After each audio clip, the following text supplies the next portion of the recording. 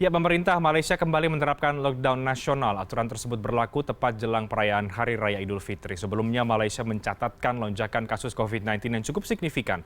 Bagaimana kondisi WNI di Malaysia dan seperti apa WNI di sana merayakan Idul Fitri di tengah lonjakan kasus COVID-19 di Malaysia? Saya akan berbincang pada malam hari ini dengan Duta Besar Luar Biasa dan Berkuasa Penuh Republik Indonesia untuk Malaysia, Pak Hermono. Selamat malam, Pak Dubes. Apa kabar, Pak? Selamat malam, Mas Renhan. Alhamdulillah, kabar baik. Gimana kabarnya di Jakarta? Kabar baik, Pak Hermono. Selamat Hari Raya Idul Fitri untuk Anda dan juga keluarga di sana, Pak. Terima kasih. Selamat Idul Fitri. Ya, baik. Pak Dubes, langsung saja. Kita tahu bahwa saat ini Malaysia tengah mengalami lonjakan kasus dalam beberapa hari terakhir, bahkan disebut lockdown ya, atau mungkin bahasanya MCO di sana, Movement Control Order. Nah, di tengah situasi yang seperti ini, Pak, seperti apa kemudian perayaan Idul Fitri di KBRI dan juga masyarakat di WNI di sana tentu jauh berbeda dengan kondisi normal ya, Pak? Ya, jadi karena ada pengetatan yang luar biasa gitu ya, praktis tidak ada perayaan ya. KBRI pun yang biasanya melaksanakan sholat Idul Fitri hari ini tidak mengadakan. Jadi kalau kita lihat jalan-jalan pun sangat sepi. Jadi jalan-jalan itu kosong ya. Jadi yang kita lihat orang memang semua tinggal di rumah. Jadi tidak ada perayaan lah ya. Oke. Jadi silaturahminya virtual saja atau bagaimana, Pak Hermono? Ya virtual saja. Karena memang salah satu larangan dari MCO itu adalah larangan untuk saling mengunjungi sanak saudara. Itu tidak boleh.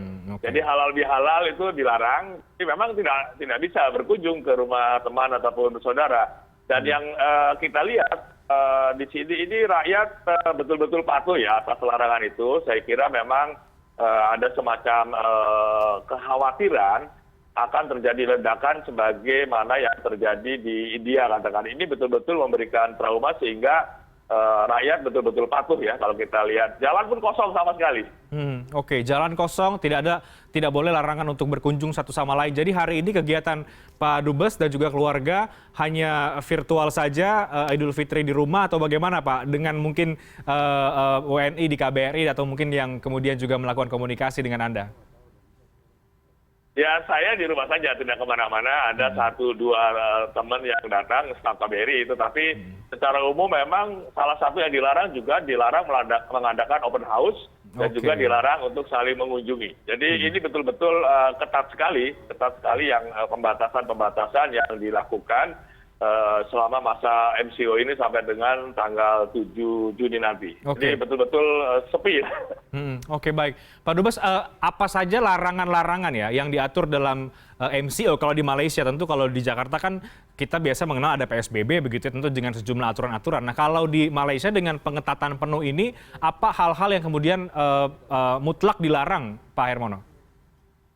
Ya dilarang pertama lintas kabupaten, lintas distrik itu tidak dilarang. Kemudian sekolah dilarang. Masjid sholat Idul Fitri itu hanya maksimum kalau kapasitasnya 1.000 orang, dia hanya boleh 50 orang. Kalau kurang dari 1.000 orang, dia hanya boleh 20 orang. Kemudian sekolah pun dilarang. Makan di restoran juga dilarang ya. Jadi memang banyak sekali mengunjungi tadi pun dilarang.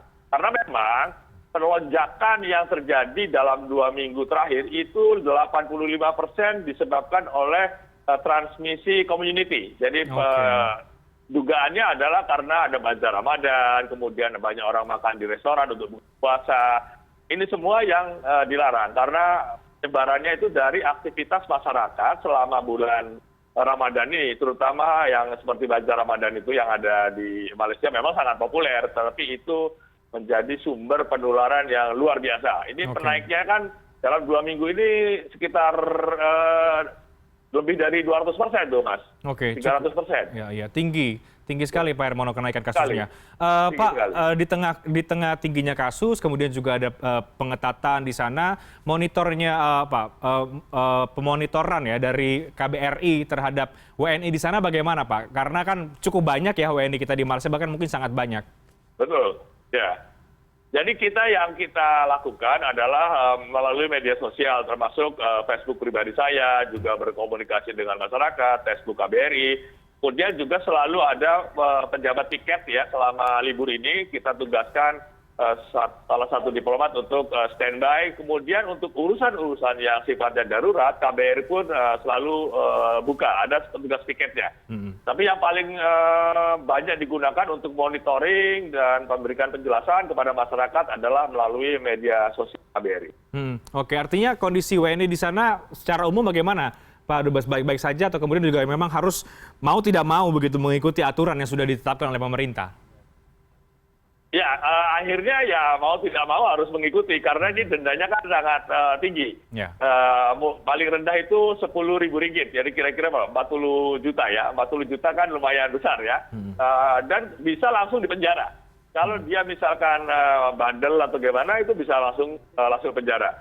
Jadi alhamdulillah warga kita di sini disiplin lah ya mengikuti arahan-arahan dari pemerintah Malaysia. Dan sejauh ini kita tidak menemukan ada laporan warga kita yang ditangkap karena melanggar aturan itu. Alhamdulillah kita belum menerima laporan seperti itu. Oke, kalau kemudian ada WNI di sana yang ada keperluan tadi ya disampaikan juga oleh Pak Dubes, itu seperti apa kemudian? Karena kan ada pembatasan ini, dalam masa pembatasan ini seperti apa kemudian hal-hal yang sifatnya mungkin penting atau urgent untuk berkomunikasi dengan KBRI, bagaimana Pak Dubes? Kita punya hotline yang 24 jam, ya ada orang yang selalu standby untuk menjaga itu. Dan kalau memang ada keperluan khusus untuk lintas wilayah gitu ya, KBRI juga bisa memberikan surat keterangan dan alasan yang jelas yang memang dibolehkan untuk melakukan lintas kabupaten lah kalau kita gitu ya. Jadi harus dilihat alasannya apa. Karena ini kan ada 6 kegiatan yang dibolehkan seperti karena sakit, karena mengunjungi suami atau istrinya di wilayah lain ya. Itu masih dibolehkan dengan catatan satu mobil itu hanya boleh 3 orang termasuk pengemudinya. Lebih dari itu nggak boleh. Kalau sakit itu hanya boleh didampingi 1 orang. Jadi memang sangat ketat sekali Mas Reinhardt pembatasan yang sekarang ini diberlakukan. Oke, baik. Pak Hermono, kita tahu di Indonesia juga saat ini tengah mengantisipasi varian baru ya. Salah satunya adalah kemudian mengimbau para migran untuk tidak dulu pulang kampung atau pulang ke Indonesia begitu, menahan diri terlebih dahulu. Tapi tampaknya juga kerinduan masyarakat atau mungkin pekerja migran juga sulit untuk terbendung sehingga banyak juga yang sudah kemudian kembali ke tanah air. Apakah juga kemudian Anda di sana juga menghimbau hal yang sama kepada masyarakat WNI untuk lebih baik kemudian tidak pulang dulu atau kemudian di tengah pengetatan ini mau nggak mau kemudian juga tidak bisa untuk pulang ke tanah air, seperti apa Pak Dubes? Ya, jadi kita pun melakukan himbauan-himbauan ya melalui media sosial. Kita menggunakan ormas-ormas yang menjadi membantu KBRI untuk menahan atau menunda kepulangan. Tetapi memang kita sadari juga ada orang-orang yang kondisi tertentu dia harus pulang.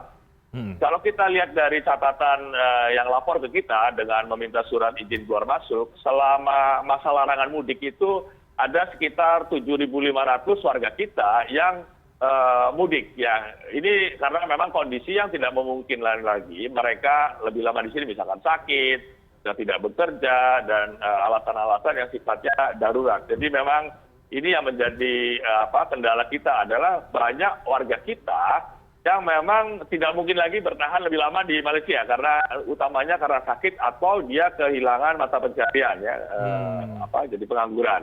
Nah ini yang kita berikan surat jalan untuk pulang, tetapi tentu dengan penjelasan bahwa harus mengikuti protokol kesehatan yang berlaku di Indonesia. Oke, artinya ada screening juga ya Pak Hermono untuk WNI yang kemudian menginginkan surat perjalanan pulang? Ya, ada screeningnya. Kalau dia tidak membawa surat izin keluar masuk yang diterbitkan oleh KBRI ataupun KJRI, maka airline itu tidak mau bawa. Jadi airline tidak akan mengizinkan atau airline maupun ferry itu tidak akan membolehkan orang pulang ke Indonesia tanpa membawa surat izin keluar masuk yang dikeluarkan oleh KBRI dan KJRI. Jadi ini sebagai alat kita. Oke, baik. Pak Hermono, ada tidak cerita kemudian dari mungkin beberapa WNI kita di sana di tengah pengetatan kasus, tapi juga tidak bisa pulang kemudian, tapi juga harus membatasi diri. Apa yang kemudian menjadi cerita dari para WNI kita di Malaysia, Pak? Ya, pada umumnya mereka mengeluhkan bahwa dia sudah tidak ketemu keluarganya setahun lebih, ada yang bahkan ada 2 tahun, 3 tahun.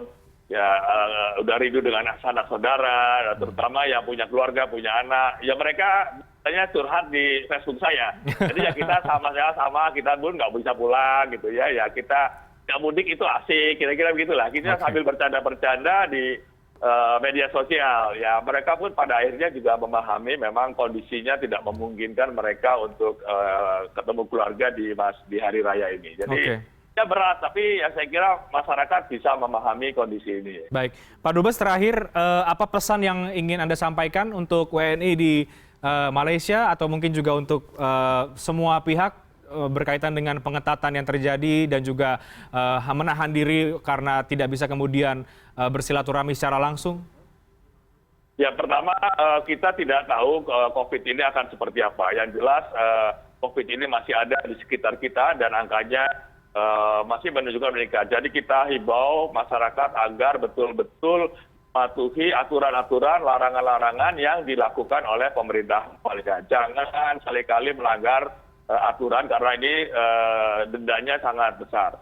Kemudian yang kedua, kita juga memohon pengertian masyarakat untuk tidak mudik dulu kecuali untuk alasan-alasan yang sangat darurat ya, karena memang di Indonesia pun kalau kita lihat di media itu kan yang mudik, yang ke tempat-tempat hiburan itu pun cukup mengkhawatirkan juga ya, kalau akan terjadi lonjakan. Jadi yang kita himbau masyarakat agar yang ada di Malaysia tetap tenang dalam kondisi sekarang ini, sabar ya, mudah-mudahan ini bisa cepat selesaikan lah. Saya kira itu Mas Renhat. Pak Hermono, Duta Besar luar biasa dan berkuasa penuh RI untuk Malaysia. Terima kasih banyak untuk waktunya. Sekali lagi selamat Hari Raya Idul Fitri, Pak. Sehat-sehat selalu untuk Anda dan juga keluarga, beserta juga semua WNI kita di Malaysia. Terima kasih banyak, Pak Hermono. Selamat malam. Terima kasih Mas Renhat. Selamat malam dan stay safe ya. Ya, terima kasih.